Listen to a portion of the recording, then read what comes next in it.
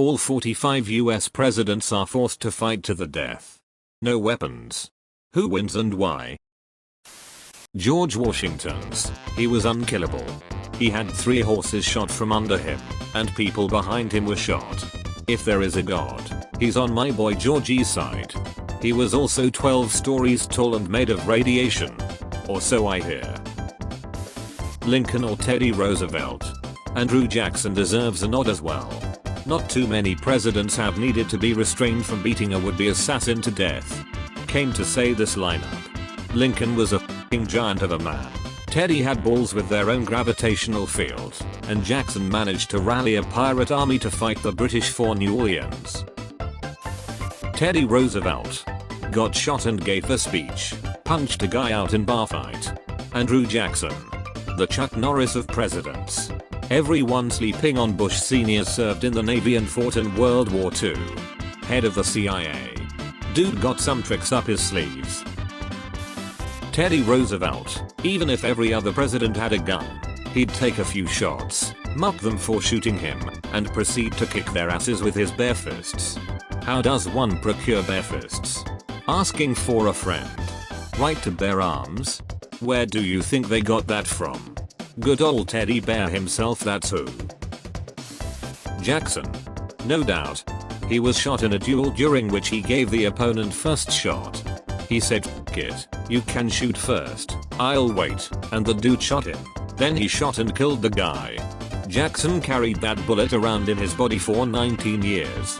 He walked it the f*** off. He was also the first president to have an assassination attempt. A guy walked up to him with 2 pistols and both of them misfired. Jackson then beat the man senseless with his cane. My favorite detail about the assassination attempt is that the assassin purposefully brought the second gun specifically in the case first one misfired, and then they both misfired anyway. Jackson, luck +10. Buchanan, the only bachelor of the group, wins as all the other presidents' wives will not allow their husbands to participate in such tomfoolery. William Henry Harrison would win hands down, no question. Oh wait. Never mind. It's raining and he forgot a jacket. R.I.P. You know Harrison was a f***ing war hero, right? Yeah, he only made it a month due to illness, but I'm sure he could hold his own. FDR. No one pays attention to the cripple in the wheelchair. So they leave him for last, and then watch how he throws pockets and in his cousin Teddy's eyes and runs over his neck when he falls to the ground, incapacitated. Teddy Roosevelt, he got shot during a speech, stopped people from treating him, finished the goddamn speech, and they allowed himself to be treated. Mad lad. I can't believe he lost that election after such an event.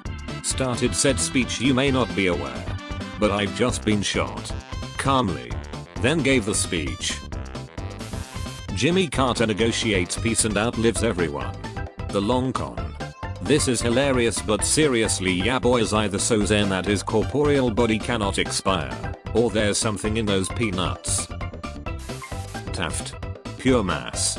Nah man, he's still stuck in the tub. Half man, half tank. Like some sort of gelatinous centaur. Beautiful. I feel like we forget old George Washington was a legit war hero and led his troops from the front lines. Dude was also like 6 feet 2 inches, which was gigantic for the time. I think we need to define at what point in time we are pulling these fighters. Peak point in life, toss up between Washington, Andrew Jackson, or Lincoln. Peak point during their presidency, Teddy Roosevelt or Andrew Jackson. Current state, Alabama. Lincoln was 6 feet 4 and a wrestler. So in terms of raw physical power and technique, he's up there. He didn't bulk up, but he has reach and knows how to grapple. He had kayfabe, but is also recorded as winning street fights easily. Washington was only an inch or two shorter, but also a wrestler from an era when fights were even less regulated. He had kicks and throws to him. He'd be dangerous, but he's noted as talking his way out of situations that would otherwise have ended in an honor duel. Obama is an inch or two shorter than that, but he works out and does taekwondo. His black belt is only honorary though, and he got rusty during his government career. However, he works out 6 days a week and insists his family maintain physical standard. The man has abs and a routine. Taft was a 200+ pound heavyweight wrestling champion. Things were more formalized by this point than Lincoln or Washington or Grant were doing it, but still very much live and real. He's 6 foot rounding up and was not a small man. He got obese during his presidency, but dude was never really a softie. Eisenhower was about an inch shorter than that and did boxing and wrestling.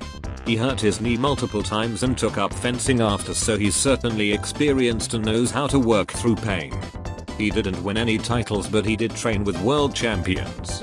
However, the man himself very emphatically put down any rumors of him being some kind of combat god and says anything otherwise is just people conflating a few minor incidents and trying to extrapolate what they shouldn't.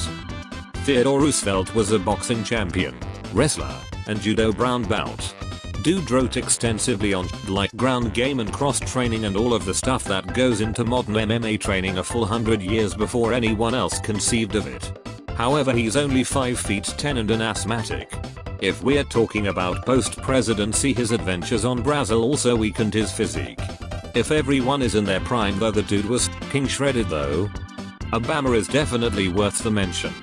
He's got, in some cases, hundreds of years worth of knowledge on the others. Everything we've learned about how to kill people better. Also, modern nutrition. He also has Obamacare. Donald Trump. He's the best at fighting. He's perfect at fighting. He knows all kinds of fighting: thumb fighting, Mexican fighting, baby fighting, Mexican baby fighting, cockfighting, Mexican baby cockfighting, you name it.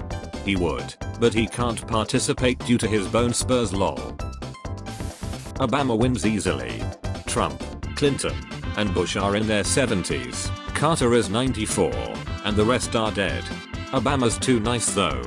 Trump would start blubbering just before the death blow and Obama would hesitate, just long enough for Trump to pull out a knife he kept hidden in his folds and stab him through his lefty bleeding heart. You see, it turns out that no weapons was a norm and not an actual law enshrined in the Constitution. My money is on dark horse George H.W. Bush.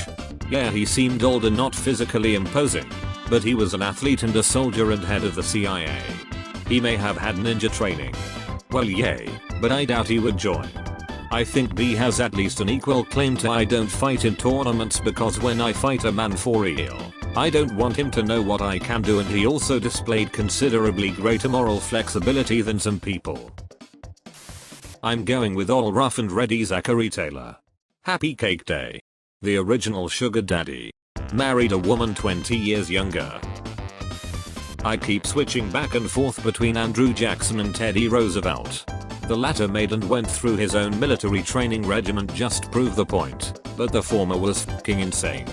Andrew Jackson would definitely cheat. Andrew would f***ing hide a gun in his cane. Teddy Roosevelt would mop the floor with each and every one's asses out there. Teddy Roosevelt regularly staged boxing matches in the White House, taking on anyone he could, including professional boxers.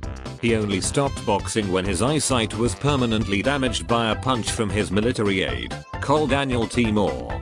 He once got into a bar fight after a man called him Four Eyes in reference to his spectacles and suggested he pay for drinks. The man held 2 guns and told Roosevelt to set up the drinks. Roosevelt knocked him out and took away his guns. In 1908, when he tried to institute a fitness test for the military, he received complaints from officers that the test was too stringent. So Teddy took the test himself and passed with flying colors. He was literally the toughest one to sit there in that place.